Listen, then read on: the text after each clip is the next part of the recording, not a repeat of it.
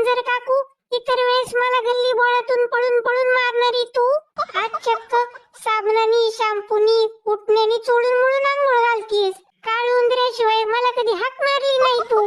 आज तुझं एवढं प्रेम का होतं चाललंय ग? अरे मूषक बाळा, आता गणपती बाप्पा येणार. आईच्या गावात चक्क उंदराला आंघोळ. तू बाप्पाचं वाहन आहेस ना. आता 10-12 दिवस चिखलात गटारात अजिबात लोळायचं नाही. छान स्वच्छ राहायचं. चोऱ्या माऱ्या करून खायचं नाही. बाप्पा पुढचा मोदकाचा लाडूचा प्रसादच खायचा.